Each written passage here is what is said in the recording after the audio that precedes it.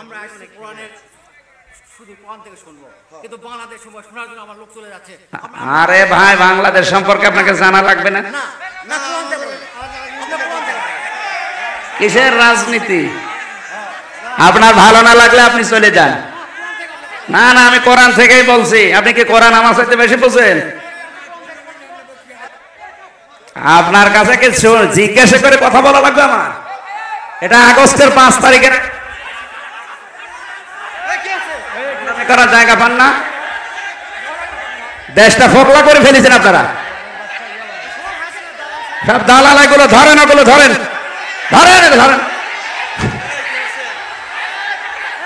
শয়তানি করার জায়গা পায় না, দেশটা শেষ করে দিয়েছে। টাকা ফেরত দেওয়া লাগবে দেশের। শয়তানি। এটা আর আগস্টের 5 তারিখে নেই, এখন ফেব্রুয়ারি চলছে। ভণ্ডামি করার জায়গা পাও না। যেখানে বাধা পাবেন ওই জায়গায় একেবারে মাটির সাথে মিশিয়ে ফেলবেন। কোনো ছাড় নেই। আর কিসের ছাড়? দেওয়ালে পিঠ থেকে গেছে আমাদের। ও তো আর ভিকটিম না। ওরা যদি 3 বছর ওইভাবে আয়না ঘরে রেখে দিত, ওই শয়তান টের পেত। খেয়ে না খেয়ে জীবনটা শেষ করে দিয়েছে আমার। দেশটা ফোকলা করে ফেলেছে, মাল পানি সব বাইরে পাঠিয়ে। আর এখন আবার বলে রাজনীতি হচ্ছে। ওর কাছে জিজ্ঞাসা করে কোরআন আমারে বলা লাগবে? ওর চাইতে বেশি বুঝি আমি? এই প্রশাসনে, আপনি বসেন। এই প্রশাসনে যারা আছেন, পুলিশ ভাইরা, ওই পাগলরে ধরে নিয়ে এক জায়গায় বসিয়ে রাখেন। ও পাগলরে ধরে এক জায়গায় বসিয়ে রাখেন। পুলিশ কই? পুলিশ এখানে কি করে? কি প্রশাসন তো এখনো সে 100 জনের 90 জন ওই দালাল গুলোই আছে।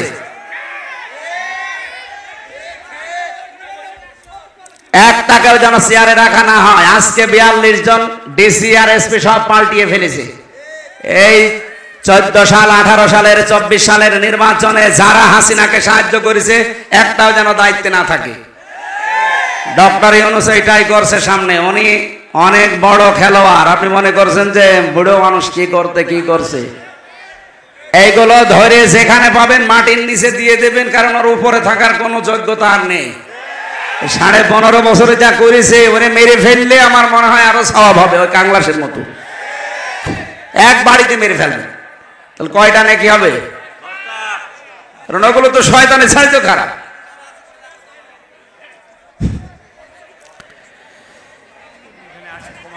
লাকাদ কাররামনা বানি আদম। আল্লাহ তাআলা বলেন, বনি আদম সন্তানকে আমি সম্মান দিয়েছি। এখানে কি কোরআনে আল্লাহ দিয়েছেন যে আমি মুসলমানদের সম্মান দিয়েছি? না। এজন্য মানুষ যারা, সে যে ধর্মের অনুসারী হোক, এটা আমার দেখার দরকার না। ওটা আল্লাহর বিচার। ফাইন্নামা আলাইকাল বালাগ ওয়া আলাইনাল হিসাব। নবী, আপনি পৌঁছিয়ে দেন।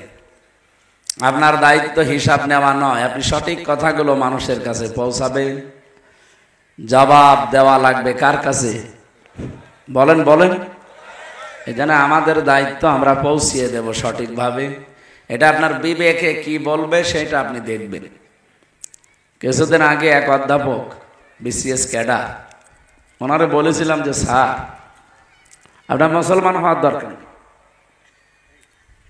আমাদের ধর্মে যেহেতু বাড়াবাড়ি নেই, জোর জবরদস্তি নেই, এই জন্য আপনাকে আমি জোর করে মুসলমান বানাবো না।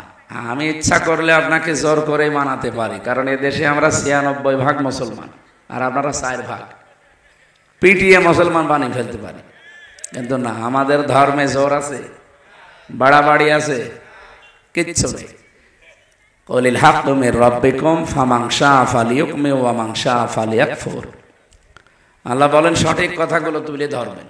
যার ইচ্ছা হয় সে মানবে, যার ইচ্ছা হয় সে কুফরি করবে। ইন্না আতাদনা লিজ-জালিমিনা নারা। অবশ্যই আমি প্রস্তুত করে রেখেছি জালেমদের জন্য আগুন। তার মানে হক কথা শোনার পরে যে মানুষ মানতে চায় না, আল্লাহর ভাষায় সে জালেম। বলেন, জালেমদের জন্য প্রথম পুরস্কার কি? আগুন। এটা খুব ভালো জিনিস।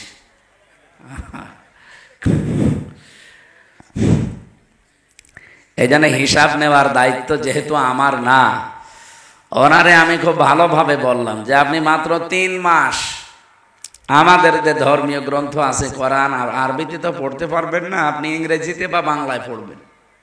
আপনি একজন অধ্যাপক, বিসিএস ক্যাডার, সেই হিসাবে আপনি হয় বাংলায় পড়েন না ইংরেজিতে পড়েন, 3 মাস পরে দেখি উনি নিজেই মুসলমান হয়ে গেছে। এই জন্য আমাদের ধর্মে জোর জবরদস্তি নেই, বাড়াবাড়ি নেই। 850 বছরে এলাকাটা মুসলমান শাসন করেছিল।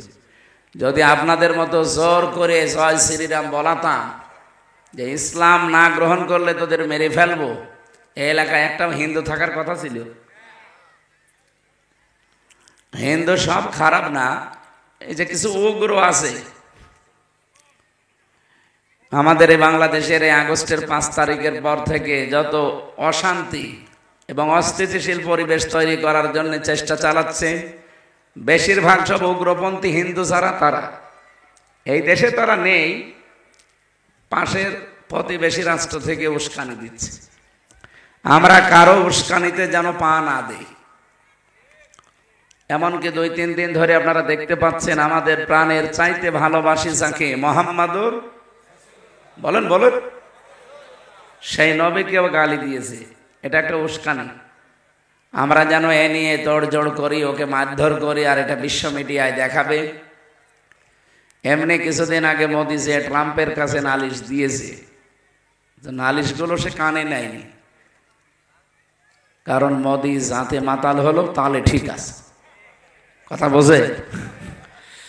আমাদের এই দেশে নাকি সাম্প্রদায়িক সম্প্রীতি নেই, এখানে সংখ্যালঘু নির্যাতন হয়। এটা যে দাহা মিথ্যা কথা, এটা ট্রাম্প জেনে ফেলেছে। কি কথা বলছেন আমার? তামাম পৃথিবীর 257টা রাষ্ট্র, এই এই কোন দিকে তাকিয়েছেন আপনি? আমারে কথা বলতে লাগিয়ে দিয়ে আপনি গল্প করছেন, মানে এদিকে আসেন, আপনারা মাইকে লাগিয়ে দিই। হ্যাঁ যে সিয়ারে আপনাকে বলছি, হ্যাঁ আপনি কার সাথে গল্প করছেন? কাউকে কিছু বলার দরকার নেই, এমনি তাকিয়ে থাকেন।